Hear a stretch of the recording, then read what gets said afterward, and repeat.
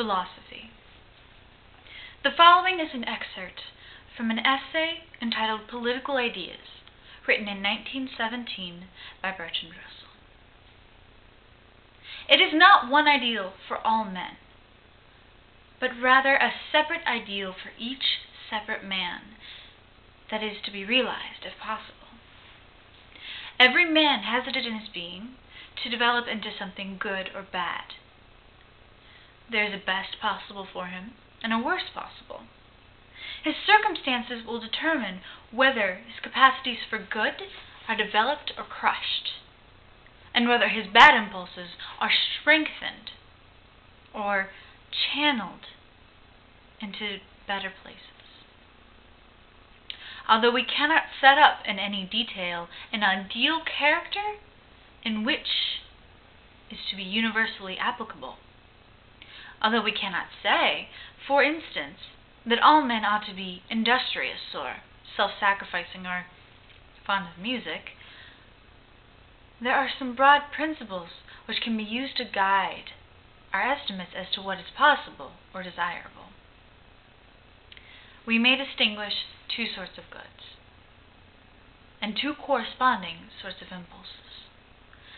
There are goods in regards to which individual possession is possible, and there are goods in which all can share alike. The food and clothing of one man is not the food and clothing of another. If the supply is insufficient, what one has obtained is at the expense of another. This applies to material goods generally, and therefore to the greater part of the present economic life of the world. On the other hand, mental and spiritual goods do not belong to one man at the exclusion of another. If one man knows a science, that does not prevent others from knowing it.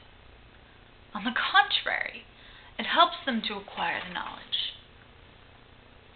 If one man is a great artist or poet, that does not prevent others from painting pictures or writing poems, but helps to create the atmosphere in which such things are possible. If one man is full of goodwills toward another, that does not mean that there is less goodwill to be shared among the rest. The more goodwill one man has, the more he is likely to create in others.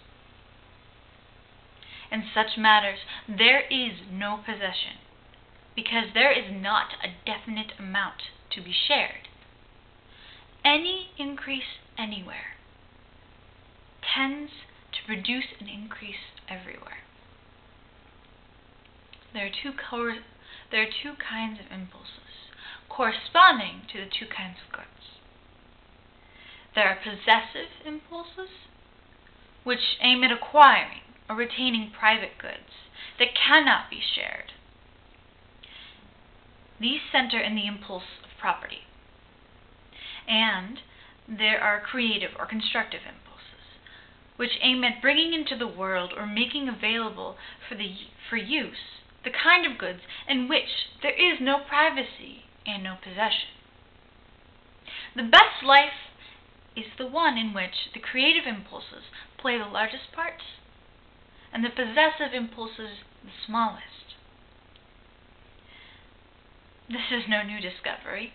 The gospel says, "Take no thought, saying, what shall we eat, or what shall we drink, or wherewithal shall we be clothed?" The thought we give to these things is taken away from matters of far more importance. And what is worse, the habit of mind engendered by thinking of these things is a bad one. It leads to competition, envy, dominion, cruelty, and almost all moral evils that infest the world. In particular, it leads to predatory use of force.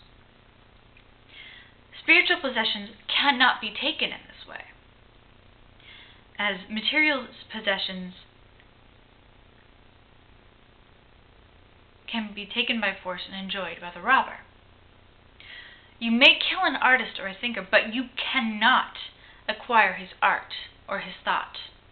You may put a man to death because he loves his fellow man, but you will not by so doing acquire the love which made his happiness.